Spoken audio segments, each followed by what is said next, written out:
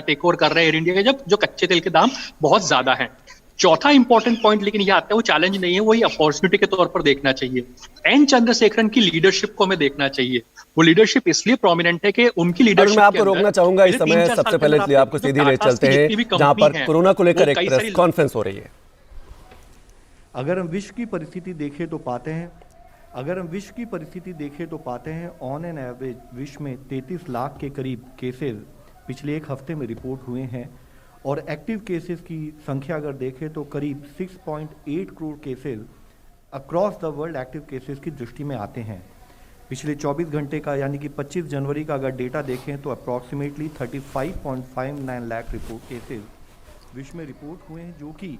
इससे पहले के जितने देश विश्व में सर्ज हुए हैं उससे काफ़ी अधिक संख्या में केसेस अभी रिपोर्ट हो रहे हैं।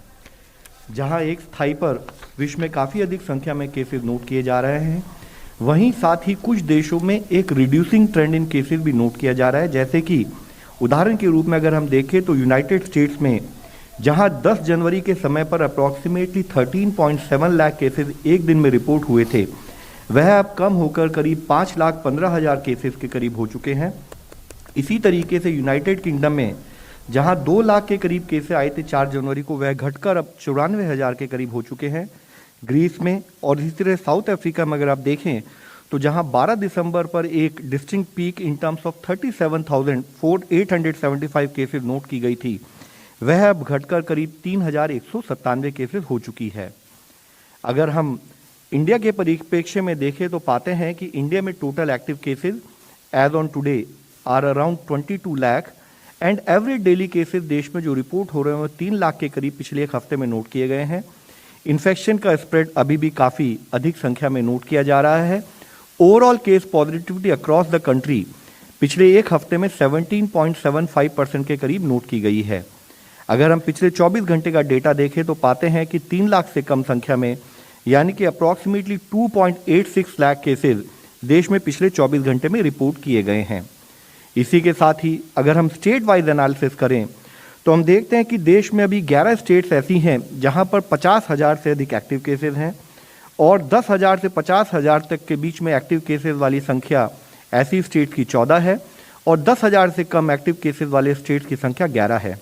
यहाँ भी मुख्यतः हम यह हाईलाइट करना चाहेंगे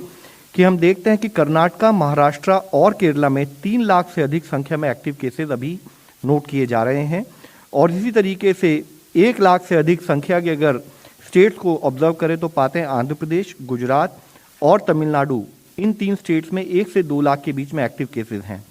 हम स्टेट से संपर्क बनाए हुए हैं। Containment related activities, management related activities पर फील्ड पर क्या कार्य करना है वह स्टेट से डिस्कशन करते हुए कार्य किया जा रहा है।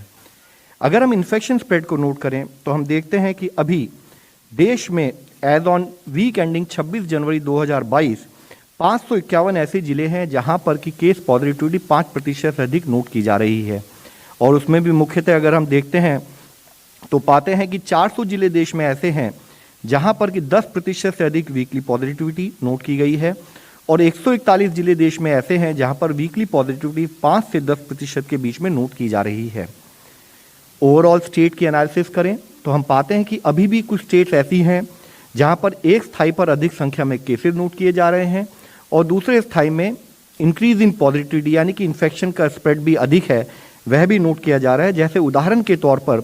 कुछ स्टेट्स हमने आपके सामने दर्शाई हैं,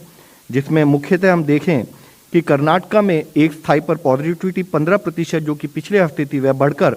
अब 22% हो गई है, और पिछले एक हफ्ते में 3,25,000 से अधिक केसेस वहां पर रिपोर्ट किए गए हैं। इसी तरह केरला में जहां पॉजिटिविटी पिछले हफ्ते 31.3% थी,